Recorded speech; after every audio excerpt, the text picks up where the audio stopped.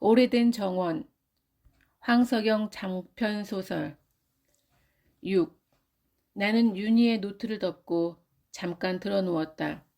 그네의 아버지에 대한 이야기는 대부분 내가 들어서 알고 있던 것들이었다.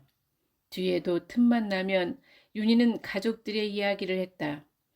나는 윤희보다 더욱 아버지를 잘 표현해 줄 수가 있었고, 그건 마치 굵은 선만 남은 그림의 명암과 배경을 덧칠해 주는 것과도 같았다. 내가 조직에 관여하게 된 것은 우연이 아니었다. 남수가 서울로 떠나던 해의 여름에 나는 어떤 모임에 초청을 받았다. 기독교 단체들이 현장 운동에 활발하게 개입하게 되었던 무렵인데 교역자나 일반인들을 막론하고 전국에서 현장과 밀접한 연결이 있는 이들이 모여서 사례도 주고받고 협력도 다지는 그런 모임이었다.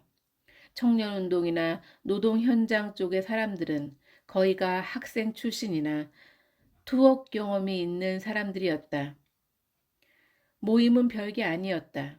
이미 전국적으로 알려진 공개적인 사업의 사례를 발표하거나 시사적 흐름을 놓고 조별 토론을 벌이거나 일과 후에는 적당히 사람을 사귀는 자리였다. 내가 저녁을 먹고 나서 건물 밖에 나와 앉아 담배를 피우고 있는데 한 사람이 다가왔다. 그는 키가 작고 얼굴이 네모지고 눈이 총명하게 반짝이는 내 또래의 청년이었다. 인사합시다. 저는 최동우라고 합니다. 오현우요. 아, 저는 오영을 잘 알고 있습니다.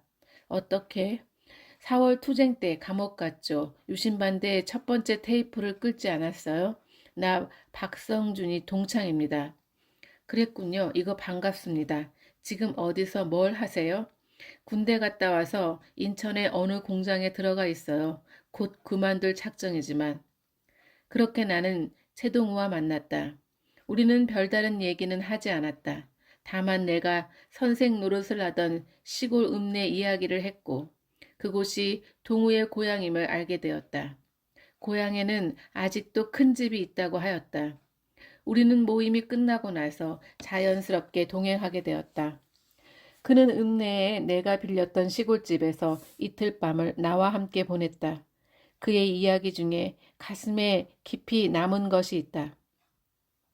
해방 후 우리 역사는 꼭 장기말 쌓는 놀이 같지 않아요? 처음에는 한 개 두 개의 힘을 쌓아가면서 아슬아슬하게 이제 겨우 다 쌓았다 할 쯤에 무엇인가 거역할 수 없는 힘이 판을 툭 건드리거든요. 그러면 와르르 무너지고 그 잿더미와 피투성이의 폐허 위에서 다시 한 개 두 개를 쌓아 올립니다. 그런데 모두들 마지막 한계를 미리 알면서도 뛰어넘기는커녕 똑같은 방법으로만 쌓기를 시작하고 붕괴되기를 되풀이하지요. 마지막 한계가 무엇일까요? 눈에 확연히 드러나는 직물적인 사실이기도 하고 보이지 않는 관념이기도 하지요. 그건 분단과 외세입니다. 우리는 예전에 줄기차게 논쟁했던 전위냐 대중이냐 하는 문제로 돌아갔다. 나는 아직 어정쩡했다. 나는 남수가 확실하게 싸우고 싶다고 했을 때 아무 말도 하지 못했던 생각이 났다.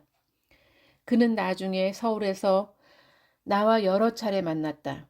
그는 이전보다 훨씬 침착해져 있었다. 나는 그를 공원에서 만났는데 큼직한 진보다리를 들고 있었다. 우리는 큰 집을 지키고 있는 어느 젊은 부부네 집으로 가서 오붓하게 둘이서 밤을 새우며 회포를 풀었다. 그는 지금 막 작전 중이었다. 그가 속한 조직은 도시의 각처에서 조직의 객관화 작업을 시작했다. 그는 서부 지역을 담당하고 있었다. 유인물을 각 대학가에 뿌리는 일이었는데 예비답사를 다녀오는 길이었다.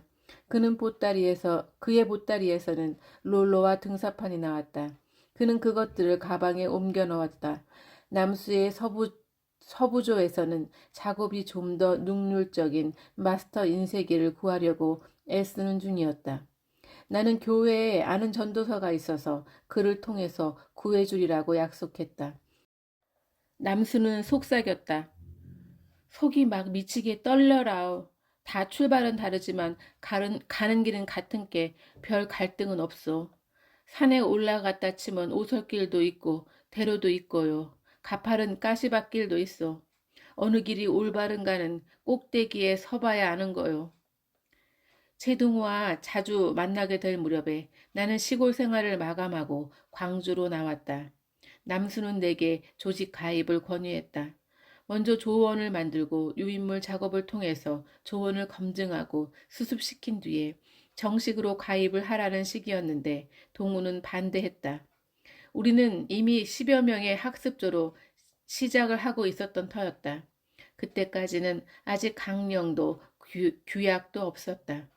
그러나 학습은 매우 진지하고 깊숙하게 진행되어 있었다. 유신 끝 무렵에는 조원이 30여 명 넘게 불어나 있었다.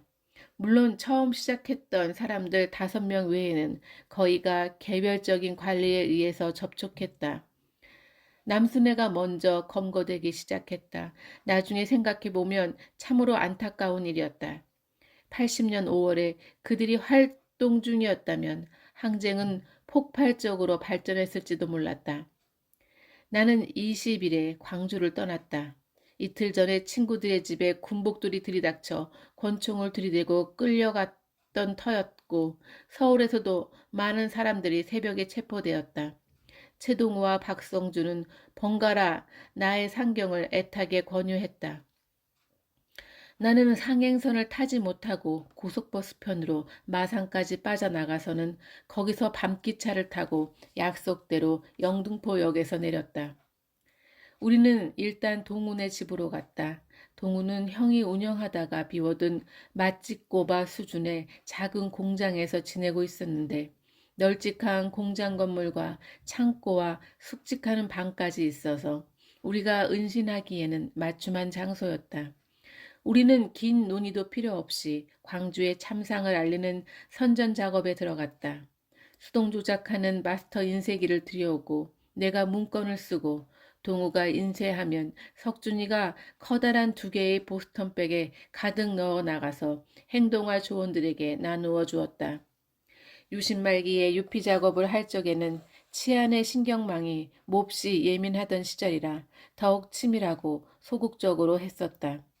우리는 지질이 얇은 타이프 종이에 고무판에 도장 새기듯 선동적인 구호를 파서 등사 잉크를 묻혀서 찍었다. 대개는 표처럼 짤막하고 격렬한 10자 이내의 문구를 새겼다. 약국에서 파는 고무골무를 손가락에 끼우고 모든 작업을 했는데 이렇게 찍은 구호들을 가는 띠처럼 일일이 가위로 오렸다. 우리는 그것들을 돈다발처럼 코트나 점퍼 안주머니에 넣고 사람들이 많은 시장과 주말의 번화가 골목으로 나갔다. 안주머니를 찢고는 코트 자락 안에서 종이 조각을 한 줌씩 집어내어 땅으로 흘리며 돌아다녔다. 노트나 카드에 붙이는 스티커에 사인펜으로 휘갈긴 구호를 써서 좌석 버스의 등받이나 공중전화 부스 안에 붙이고 다니기도 했다. 어떤 조원은 만원 버스 안에서 남의 등 뒤에 스티커를 붙이기도 했다. 그러나 항쟁 기간은 그때와는 다른 상황이었다. 우리는 실패로 끝날 것도 너무나 잘 알고 있었다. 시간이 걸리겠지만 진실이 밝혀지고 세상이 올바르게 변화할 장래를 믿었다. 마치 돌벽에 부딪히는 작은 물결이 시간이 흐르면서 벽을 금가게 하고 돌이 빠져나오고 구멍이 나서 드디어 무너지듯이 우리는 두 사람이 한 조가 되어 서울의 8개 구역을 분담하기로 했다. 우선 A구역은 관공서와 대기업의 빌딩이 모여 있는 곳으로 사대문 안의 서남쪽 중심구역으로 설정했다. B구역은 대학가 주역, 주변 지역, C구역은 도시 외곽의 공장지대와 달동네 주변, 그리고 D구역은 변두리 상가지역 등으로 정했다. 다시 이들 구역을 남북 동서로 나누고 8개 구역을 각 조에 분담시켰다. 우리는 이 중에서 A구역은 위험지역 내지는 비상지역으로 정하고 그러나 지식층이 많은 대기업 빌딩 주변을 주요 작전지역으로 보았다. B와 C구역은 선전 효과가 가장 큰 지역이라고 보았으며 위험은 A구역에 비해서 훨씬 덜하다고 여겼다. 끝으로 D구역은 도시의 여러 지역 가운데 완충지대로 보고 각조가 만나서 출발했다가 되돌아와 다른 임무로 들어갈 수 있는 가장 안전한 정류장으로 생각했다. 우리는 일시에 도시 전체에서 같은 시각에 유인물을 살포하는 대작전을 실시하기도 했지만 대개는 조별로 날짜를 나누어 불규칙하게 뿌리는 소작전을 하루에 몇 차례씩 치러냈다. 나와 동우, 석준이와 건이가 각각 한 조를 이루고 예비답사를 나가거나 행동조가 거사하는 현장 근처에서 점검을 하기도 했다.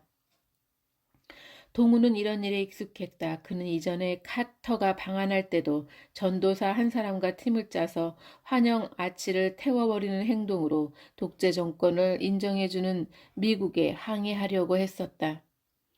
그들은 세 사람씩 조를 이루어 제2한강교와 광화문에 세워진 환영 아치를 맡았다. 방한 하루 전 저녁 7시가 작전 개시 시간이었는데 공교롭게도 비가 내렸다. 많은 비가 내린 건 아니었지만 살살 내리는 가랑비에 아치로 세운 베니어판은 제법 물기에 젖어 있었다. 한강교 쪽을 맡았던 팀은 석유를 준비해 가지고 나갔는데 석유를 붓고 아무리 불을 붙이려 해도 나무가 타지 않아서 실패했다고 한다. 광화문 쪽의 동훈의 팀은 예전 국제극장 옆 빵집에서 거사 시간을 기다리고 있었다. 동훈은 파카 안주머니에 라이터 기름 2통을 지니고 있었다. 그는 신학대학 학생과 군에서 제대한 실업자를 조언으로 데리고 다녔다. 먼저 동우가 아치의 뼈대를 이루고 있는 철물 골조를 타고 베니어판 속으로 기어 올라갔다. 그는 적당한 높이까지 올라가서 베니어판에다 라이터 기름 2통을 모두 부어버렸다. 동우가 빠져나온 뒤에 그는 아래에서 망을 보고 두 사람이 구멍 속으로 기어 올라갔다. 예행 연습을 하지 않았기 때문에 라이터 기름의 인화력이 폭발적이라는 걸 미처 몰랐다. 불을 붙이자마자 펑 하면서 불길이 솟아올랐고 놀란 신학생이 먼저 아래로 툭 떨어지고 잇따라 실업자도 두 손에 화상을 입은 채 떨어졌는데 행인들이 모두 걸음을 멈추고 모여들었다. 동우가 그들을 잡으려는 행인을 뒤에서 우산으로 치면서 신학생을 빼내어 국제극장 골목으로 뛰었다. 실업자는 급한 대로 자동차들이 줄지어 달려오는 길을 건너 무교동 방향으로 뛰었다. 도로를 건널 때 자동차들이 급정거하면서 경적을 울려서 그는 더욱 혼이 나갔다. 그날 밤의 아치는 절반쯤이 타고 불에 그슬렸다. 그렇지만 새벽부터 보수공사가 시작되어 아침 출근 시간 무렵에는 페인트 색깔이 더욱 선명한 환영 아치가 서 있었다고 했다. 그야말로 바위에 달걀을 던진 셈이다. 우리는 변두리 상가 지역에서 빵집이나 당시에 흔하던 칸막이가 있는 경양식집을 접촉 지점으로 삼았다. 빵집에는 생활에 바쁜 어른들이나 치안 종사자들 대신에 아녀자들이 많았기 때문이다. 더구나 저녁 시간의 빵집은 자리도 텅 비어 있게 마련이었다.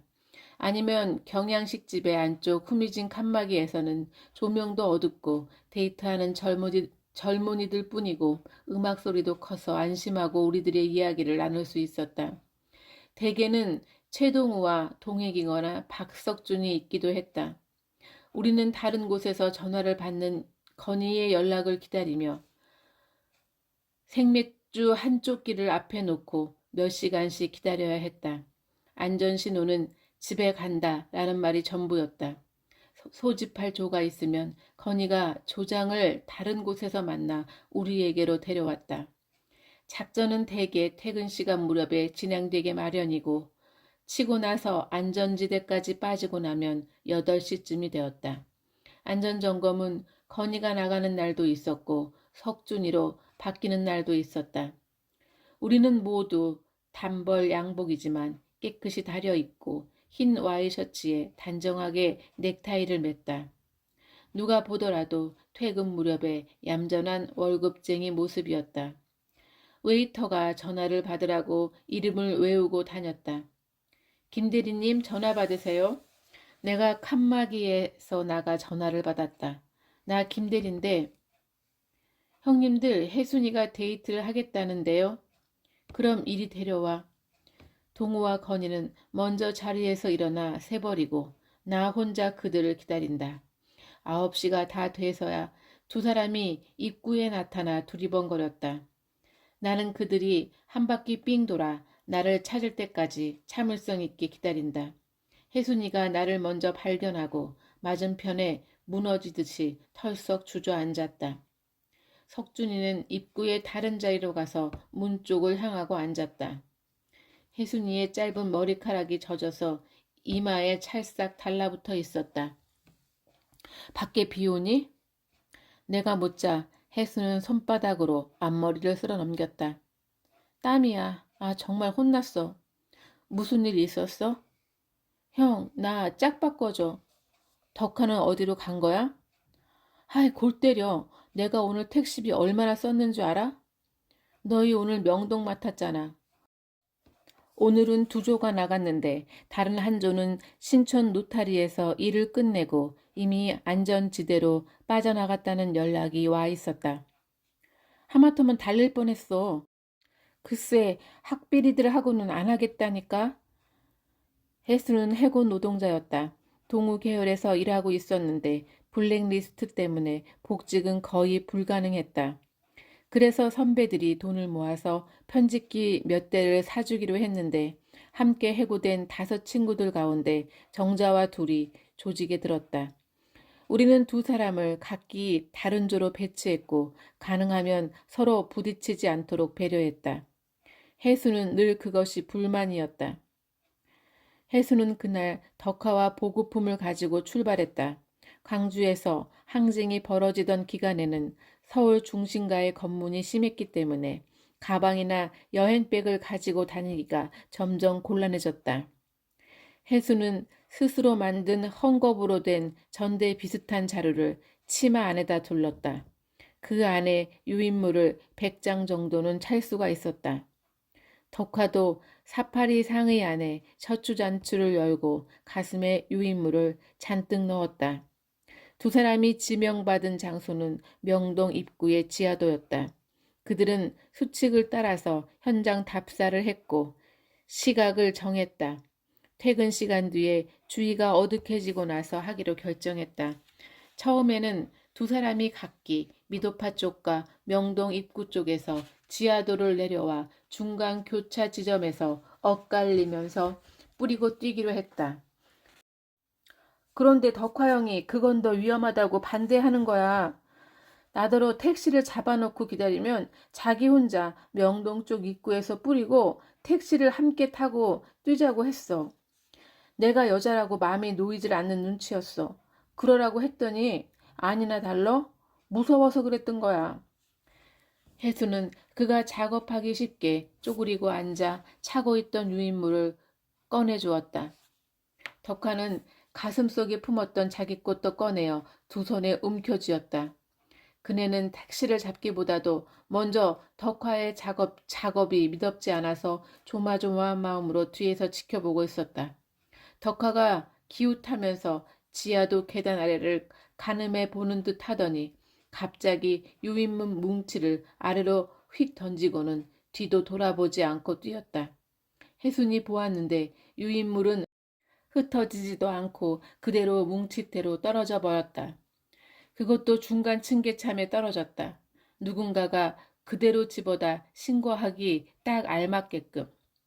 혜수는 저도 모르게 아래로 뛰어내려가 유인물 뭉치를 다시 주워서 부채처럼 펼친 다음 2번에 걸쳐서 뿌렸다. 마침 계단을 오르내리는 행인이 몇 안 되는 뜸한 순간이었다. 혜수는 지하도에서 올라와 덕화가 뛴 방향을 두리번거렸지만 인파 때문에 보이지 않았다. 그네는 주춤주춤 다가오는 택시에 돌격하듯이 올라탔고 을지로 쪽으로 달렸다. 가면서 보니까 덕화영이 눈썹을 날리며 을지로 입구 쪽으로 뛰고 있어. 창문을 내리고 곁으로 지나치며 불렀는데도 안 들리나 봐. 뒤에서 계속 차가 밀려오니 택시를 세울 수도 없고 뒤돌아보니까 얼굴이 시뻘겋더라. 그만큼 갔으면 행인들 틈에서 점잖게 천천히 걸어가는 게 훨씬 눈에 안 띄고 좋을 텐데.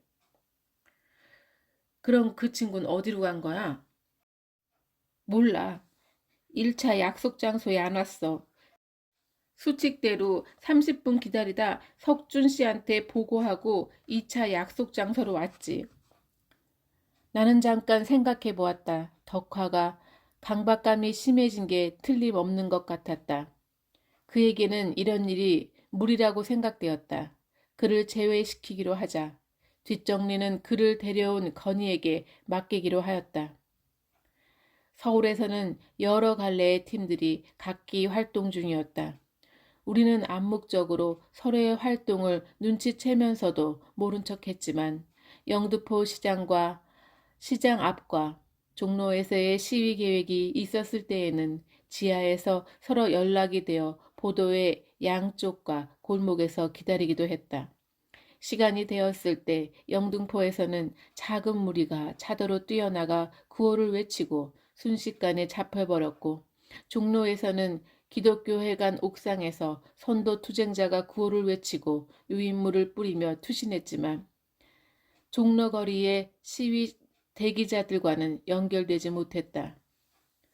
광주에서 마지막 전투와 도청 진압이 끝난 새벽에 우리는 이미 연락을 받아 알고 있었다. 동우와 나는 처음에 숨어 지내던 그의 형의 공장 건물에서 나와 산동네 방 2칸짜리 블록집 독채를 빌려 살고 있었다. 그 집을 아는 사람은 건희와 석준이 뿐이었다. 우리는 그날 밤을 새웠다. 7시쯤에 광주를 빠져나온 사람들의 연락이 서울의 각 거점에 연락되었다. 우리는 서로 붙잡고 소리를 내어 울었다. 사태는 끝났지만 작전은 한 달쯤 더 계속되었다. 조직 정비를 위해서 여름부터 휴면에 들어갔다. 그동안의 해원은 훨씬 줄어들었다. 현장에서 나왔던 사람들도 되돌아가거나 야학 일로 관심을 바꾸었다. 15명 정도가 아직도 정기점검에 응할 뿐이었다. 먼저 검거되었던 남수는 손톱이 빠지는 무서운 고문을 견디고 15년 형을 받았다. 몇몇은 무기, 몇 사람은 사형 언도였다. 우리는 광주 항쟁이 끝나고 나서 당시에 나온 투사회보와 각종의 유인물들, 그리고 서울에서의 우리 조직의 작전 성과들에 대하여 독해와 총화를 했다. 독해는 경춘가도 인근의 사설 기도원에서 사흘에 걸쳐 진행되었다. 광주 사태 수사 결과문이 발표되었고 사회불안 불순 조종자 등 300여 명의 지명 수배자 명단도 나왔다. 명단에는 건희는 물론이고 동우와 나도 포함되어 있었다. 다행히 석준이는 아직 노출되지 않았다. 우리는 마지막 날에 조직 명명을 하고 나서 준비위 강령만을 채택했다. 규약은 준비위의 명칭을 벗어버리는 때에 구체화하기로 하였다. 촛불을 켜들고 자기 비판을 하면서 도피해서 살아남은 것에 대한 자책과 후회로 눈물을 흘렸다. 가을이 되면 본격 가동하기로 결의하고 모임을 끝냈다. 여름이 끝나자마자 석준이는 일본의 작은 아버지에게로 유학을 떠났다. 우리는 처음엔 서운하고 말리고 싶었지만 동우가 오히려 그를 격려했다. 우리는 앞으로 해외로도 줄을 대어 지원을 요청해야 한다는 것이었다. 그것이 사건의 시작이었다. 우리 외에도 그런 동아리들은 수없이 많았다. 제일 먼저는 심야에 광주 미문화원의 지붕에 올라가 기와를 드러내고 화염병을 던져 불을 지른 농민운동 현장 친구들이 있었고, 나중에 부산 미문화원을 항의 방어한 현상이는 그때 서울과 영남 지역에서 끈질긴 피작업을 하고 있을 즈음이었다. 모두들 광주에서의 무자비한 양민 학살을 보고 들었고 그것이 불의 시대였던 80년대의 시작이었다. 이전처럼 어중간한 생각이나 행태로는 막강한 폭력을 이겨낼 수가 없고 민중에 의한 권력의 장악은 한 세대가 지나도 불가능할 것으로 보였다. 모두들 혁명을 이야기했다. 그리고 노동 대중의 힘에 대하여 생각했다. 자연스럽게 그들은 혁명의 전위를 키워가기 위한 사상학습으로 치달았다. 급진적인 경향은 절망과 치욕감을 이겨낼 수 있는 유일한 길이 되었다. 7. 닭 울음소리가 길게 끌면서 시작되더니 근처의 닭들이 모두 경쟁이라도 하듯이 목청을 뽑았다. 나는 불을 끄고 누운 채로 뒤쪽 들 창문이 밝아오는 것을 올려다보았다. 내 머리맡에는 밥상 위에 그네의 노트가 그대로 쌓여 있었다. 그리고 그 속에서 윤희의 독백이 깨알 같은 글씨로 나를 기다리고 있었다. 그네의 노트에 나와 있는 것처럼 집에 개수공사를 끝낸 날 윤희는 이웃 읍내에서 짐을 싣고 이사를 해왔다. 둘은 자잘한 살림들이며 화구 등속을 같이 정리했다. 우리는 작업실 쪽에 있던 부뚜막에다 찬장을 올려놓고 무쇠솥에는 차마 아무 음식도 끓이지 못하고 물만 데우기로 했고 그네가 들고 온 석유 골로에 냄비로 밥을 지었다. 아직 전기를 끌어오지 못하여 양초 2개를 켜놓았다. 촛불을 밝혀놓으니까 우리는 그야말로 벽지에 들어온 듯했다. 마주 앉아서 반찬이라곤 두부찌개와 신김치로 저녁을 먹었는데 떠돌아다닌 지 1년여 만에 집에 돌아온 듯한 느낌이었다. 윤희는 붓두방 아래에서 머리를 감고 있었다. 그네는 머리를 아궁이 앞에 대고 빗으면서 콧노래를 불렀다. 앞으로 뭘 할 거예요? 윤희가 노래를 그치고 문득 내게 물었다. 다시 활동해야죠. 아니 그런 거 말고 뭔가 하고 싶은 게 있을 거 아니에요. 아주 오래전에 시를 써볼까 생각했어요. 그런데 지금은요? 도피 중이죠. 윤희는 붓두방 앞에서 일어나 쪽문 앞 찬말 위에 걸터 앉았다. 시인이 되는 게 좋을 거예요. 관념이 지향점을 잃으면 우리 아버지 같은 인생이 되지요. 사람에게나 아니면 무슨 풀꽃도 제철이 있는 거 아닌가요? 아버님의 20대가 그분의 생애에서 가장 빛나던 시절이었고 살아남는다면 그 뒤에는 그냥 사는 거죠. 당신들은 왜 모두 그런가 몰라요. 마차 끄는 눈 달린 말처럼 시야를 앞으로만 내놓고 있지요. 먼 길을 가야 하니까. 윤희는 더 이상 말을 하지 않았다. 빗은 머리를 뒤로 쓸어 넘기고 콧날이 반들거리는 얼굴을 들어 나를 찬찬히 바라보았다. 그네는 방으로 들어서서 쪽문을 닫고 이부자리를 깔았다. 그네가 이사 오면서 가져온 단 한 채의 이불이었다. 이부자리가 이것밖에 없어요.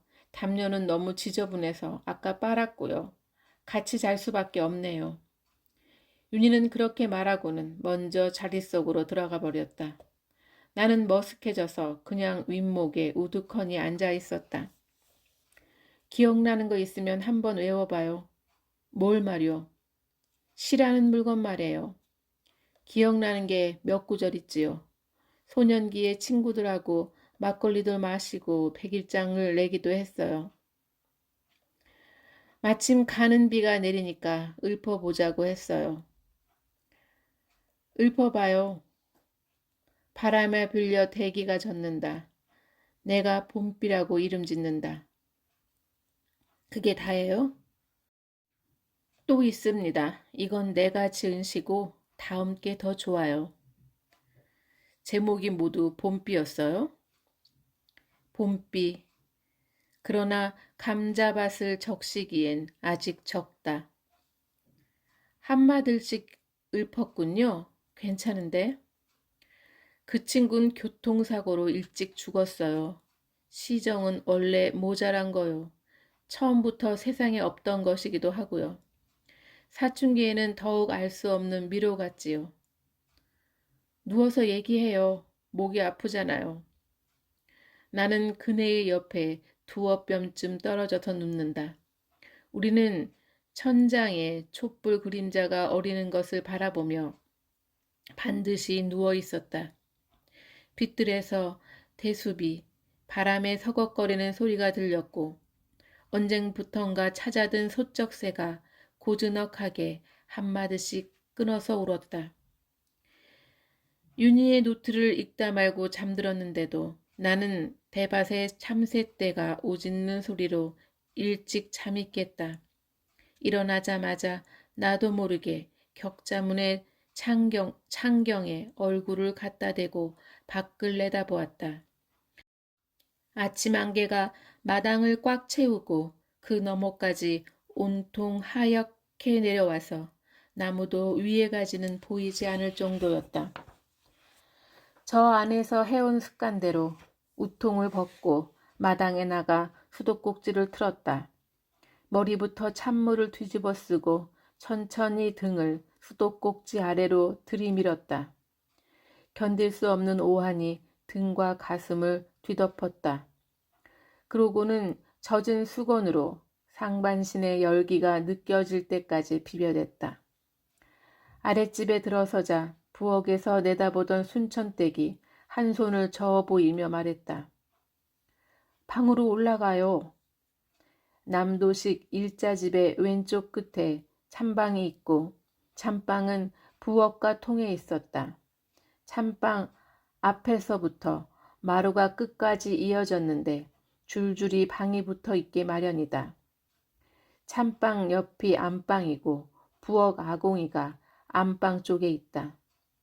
마당 옆에 견문 달린 대청이 있으며 그 옆에 아이들 방이 있고 그 옆 마루 끝에 바깥 어른이 기거하는 사랑방이 달려 있었다. 생전에 교감 선생은 그 방에서 나와 바둑도 두고 이야기도 나누곤 했다. 그쪽 방문이 열리며 이 집 막내인 옛날의 토끼가 마루로 나섰다. 안녕히 주무셨소. 올라가시지요. 나는 그와 앞서거니 뒤서거니 하면서 찬방으로 올라갔다. 찬방에는 둥근 상이 차려졌고 벌써 찬 식기들이 올라와 있었다. 막내 며느리는 부엌에서 취사를 하는 어머니를 거두는 중이었다. 부엌도 예전의 흙바닥이 아니라 타일을 깔고 실내 수도를 들이고 싱크대를 놓았으며 가스레인지를 쓰고 있었다. 국이 들어오고 밥은 전기 밥솥에서 조그만 공기에 퍼져 올라왔다. 찬이 입에 맞을란가 모르겠네. 냉이국 좋아하지라? 예, 그럼요. 솜씨는 여전하시지요? 몰러, 다 잊어불어서 어떻게 하는 중도 모르제. 된장 맛으로 먹소. 막내가 뭔가 주춤대더니 부엌의 여자들이 듣지 못하게 목소리를 죽여서 말을 꺼냈다. 저 아저씨, 이따가 누가 좀 보자고 합디다. 누가 나를? 이요, 저 멋이요. 서에서 나와본다고 하던디. 잠깐 만나서 뭐 좀 물어본다고. 나는 그가 어제 저녁에 이곳 구역 담당자에게 전화를 먼저 했으리라는 것을 짐작할 수가 있었다. 아마 순천댁이 먼저 걱정 끝에 안을 내었으리라. 그렇지 않겠는가. 당시에 내가 서울에서 검거되고 나서 물론 윤희가 참고 조사를 받았겠지만 문 교감 부부도 관내 경찰서에서 혼찌검이 났을 터였다. 아침을 먹고 나서 읍내에 나가 뭔가 필요한 것들을 사오려고 했지만 막내의 이야기를 듣고 나서는 그냥 부근에서 산책이나 하며 시간을 보내기로 하였다. 나는 천천히 갈매마을 아래쪽으로 내려갔다. 아직 이른 아침이어서 가든이니 찻집이니 하는 데는 인기척이 없었고 동네 개들만 요란하게 짖었다. 전에 사과나무 배나무로 가득 찼던 과수원길이 없어지고 시멘트에 새마을 도로가 생긴 마을길을 한 바퀴 돌아서 이번에는 집 뒤의 야산에 오를 생각으로 오솔길을 되돌아 올라갔다. 세차도 하지 않은 흙투성이의 낡은 검은색 승용차 한 대가 나를 지나쳐서 위로 올라갔다. 나는 차 속을 힐끔 보면서 그 안에 나를 찾는 이가 타고 있으리라고 짐작했다. 먼 발치로 차에서 내린 사내가 찻집의 나무 계단으로 올라가는 게 보였다.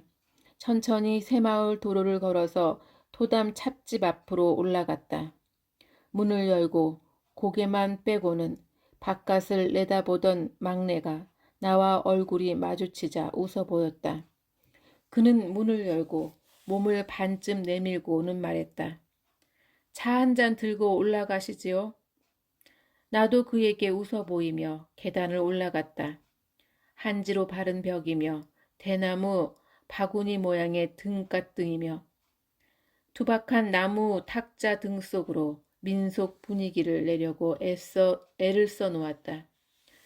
창은 엉뚱하게 유리의 통창이고 맞은편 창가에 그 사내가 앉아서 들어서는 나를 노려보았다. 그냥 나를 쳐다보았을 테지만 눈매가 그렇게 생겨서 째려보는 듯한 느낌이 들었다. 막내가 그를 한 손으로 가리키면서 내게 말했다. 아까 말했지라 서에서 나오신 분이구먼요. 그가 엉거주춤 일어나 보였다. 나는 목례를 하고 어정쩡하게 서 있었다. 오현우 씨죠? 일로 좀 앉읍시다. 막내는 달아나듯 자리를 피해서 카운터 쪽으로 갔다. 나는 형사로 보이는 사내 앞에 앉았다. 그가 명함을 내밀었다. 이 근방이 내 담당 구역이라 직무상 몇 가지 물어볼 말씀이 있어서요. 하면서 그는 점퍼 안주머니에서 수첩과 볼펜을 꺼냈다. 나오신 지 인자 한 열흘 되었지요? 한 2주일 되었소. 가석방이지라? 아니, 만기요. 살면서 감형을 받았으니까.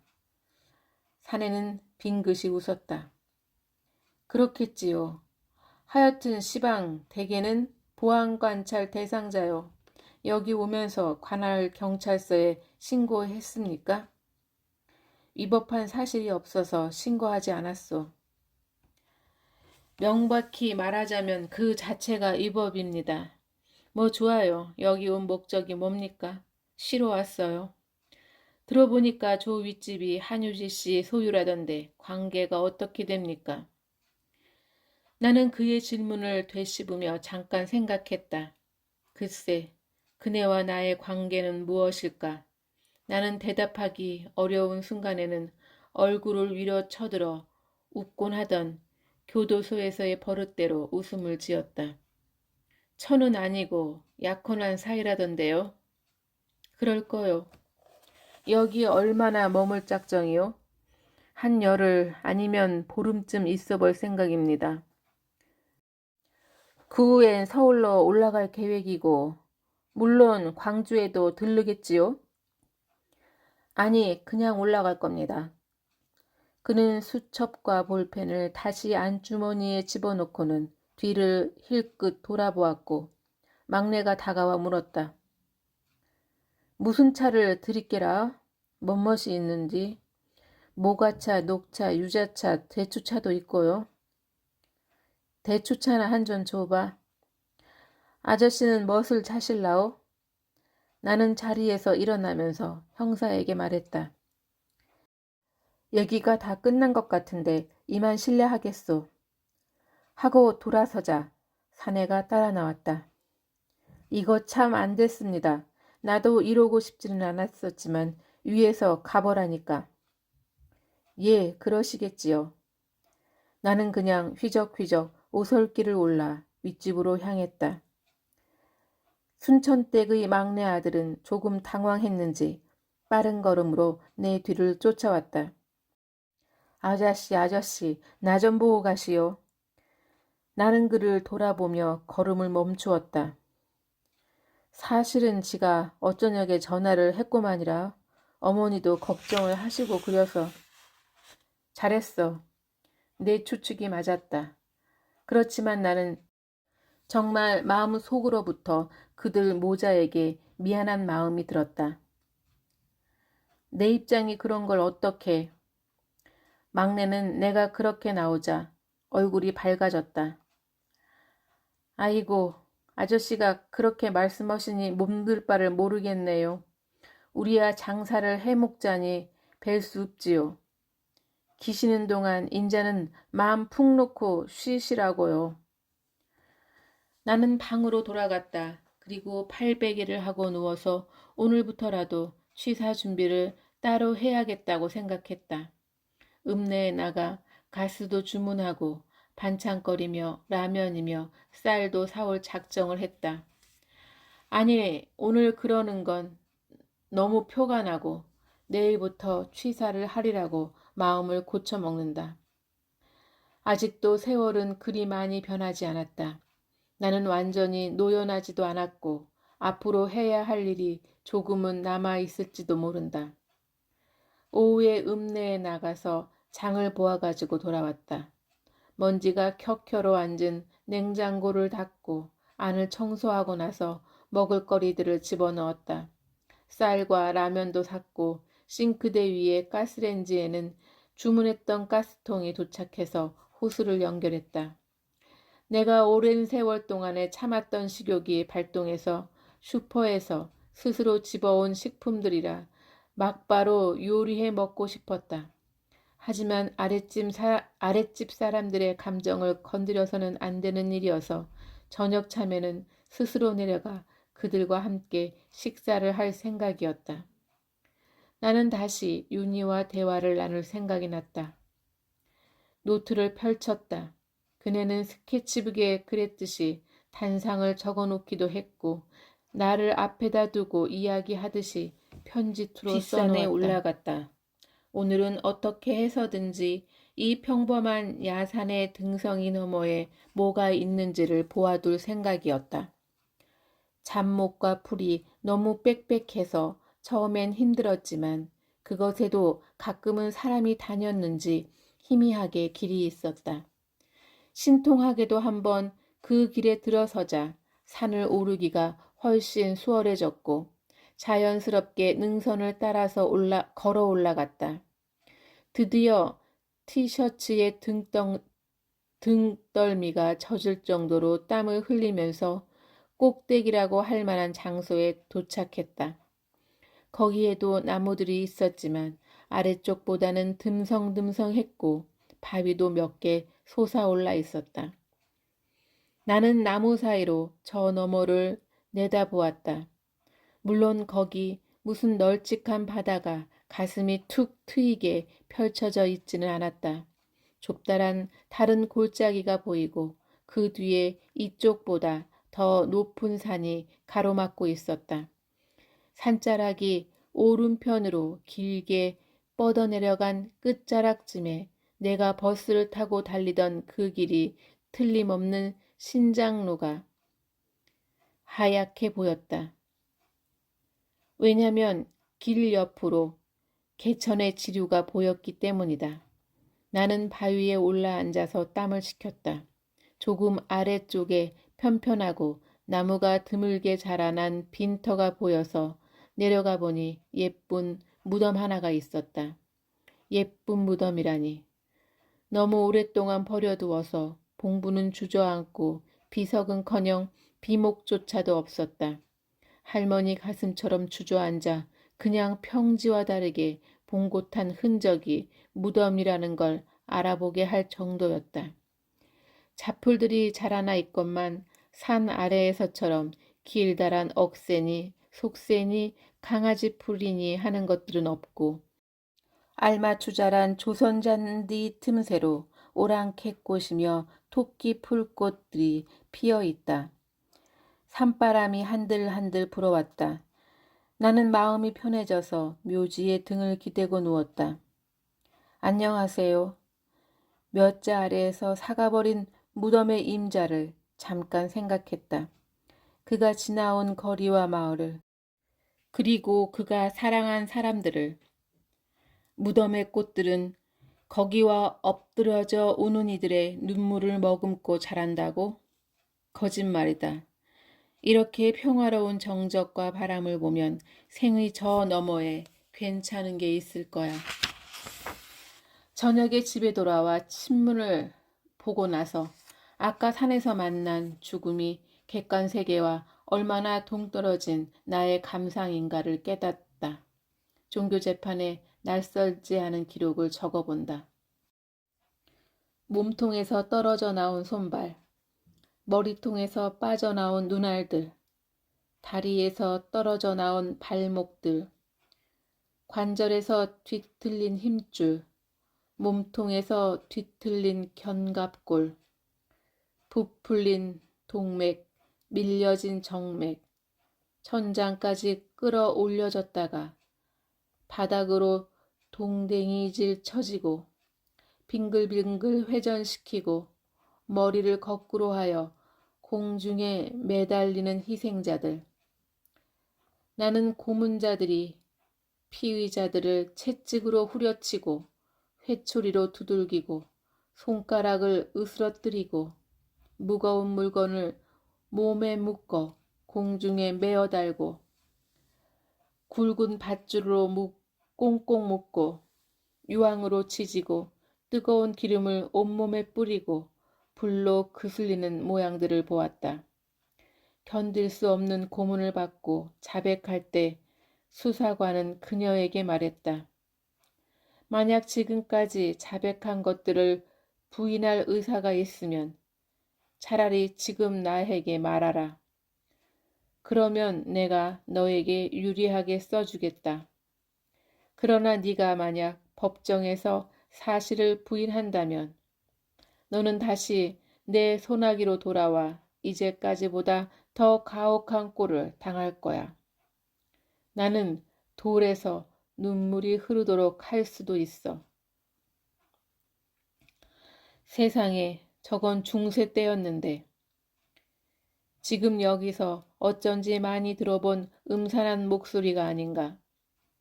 나는 그이가 당한 45일 동안의 지옥을 그 누님을 통해서 알고 있다. 아, 우리는 정말 운이 나빠. 산에서 만났던 풀꽃들에게조차 부끄러워해야 하다니. 다시 그림으로 돌아가자. 세계에 정해진 인상은 없는 거야. 그림은 처음부터 붓을 든 자의 착각이야. 그이가 저 봄비를 이름 지어진 것이라고 읊은 것처럼 사회주의는 계급이 사물을 보는 시선을 결정한다고 말하겠지만 다시는 경치를 예찬하지 말아야지. 그림을 보는 방식이야. 너의 길을 걸어라. 그리고 타인들이 말하게 내버려 두어라. 이 말 가운데는 세계를 번화시키겠다는 신념과 그의 반비례한 외로움이 반영되어 있다. 더구나 남들이 쉴 새 없이 짓거리는 소음으로부터도 자유롭지 않다. 하이드 파크의 논설가들의 귀를 기울여 보기도 하고 도서관을 오가며 가난과 굶주림에 시달렸던 고집쟁이 망명자. 뒤에 러시아인 대머리 아저씨가 같은 공간을 왕복했다. 그래도 이들은 나은 편이다. 수많은 불운한 변혁가들은 사나운 발밑에 개미가 으깨지듯이 아무런 사연도 없이 말살되곤 하였다. 그런데 기묘하기도 해라. 으깨진 자들은 형체도 자네도 기억조차 남지 않았는데 짓누른 쪽은 오히려 영원히 용서하지 않고 죽은 자들과 그 비슷한 생각들까지 몸서리치게 증오한다. 자책 때문일까? 그는 자신을 두려워하는 거야. 이러한 집착은 가해의 정도가 깊을수록 더욱 오래간다. 이제부터 그와 나는 안과 밖에서 살아갈 거야. 정말 안과 밖인가? 아니면 내가 아니고 그가 바뀐가? 이 기록은 나의 기록이며 내 인생에 관한 흔적이 될 거야. 그에게는 저 작은 방 안에 자기의 몫이 따로 있을 테지만 먼 훗날에 우리의 긴 이별이 끝날 때 우리는 자신의 시대를 어떻게 해석하게 될까? 어째서 굶주린 자가 일 없이 땅을 파는지 나는 아버지의 산생활에 대한 이야기를 들어 알고 있었다. 굶주린 개나 늑대나 말이 왜 앞다리로 땅을 파헤치는 헛짓을 하는지 이미 줄인 상태는 잊은 채로 뭔가 생명을 위하여 움직이지 않으면 살아있지 않은 것이 되기 때문일 거야. 아버지가 환자트에서 제기어를 앓던 세 사람 중 유일하게 살아남아 잡히기 전에 며칠 밤을 바위 틈에서 누워 지내던 일은 몇 번이나 들었다. 나중에도 아버지는 별을 바라보는 것을 두려워했다. 별들은 눈알 속에 박힌 모래알처럼 서걱거렸고 어두운 밤하늘은 천천히 그리고 무겁게 내리누르는 미얼과도 같았다. 굶주림은 시간을 무한하게 느려간다. 아버지는 앓고 누워있던 어느 날 내게 말했다. 나는 노년을 상상도 하지 못했다라고. 달력에 처음 두어 달을 찢으면서 어떻게 까마득한 11월을 예상할 수 있겠느냐고도 말했다. 젊은 날 익명인 채로 아무도 모르는 곳에서 서서히 죽어간 동지의 시체를 곁에 두고 자신도 죽어가면서 말이나 생각과는 달리 죽음이라든가 감옥이라든가 전쟁이라든가 하는 것들은 그 속에서는 너무 실감이 나서 장난 같단다. 저봐. 내가 뭘 했어. 정말 죽는 거잖아. 노년이란 다 빼먹었기 때문에 없어진 맛의 기억만이 남아있는 곶감 같을 거야. 꼬챙이 끝에 나머지 한두 개로 야금야금 과거를 되살리면서 연명해 간다. 나는 그에게 아버지의 말년을 이야기했고 그 일이 우리를 가깝게 만들었다.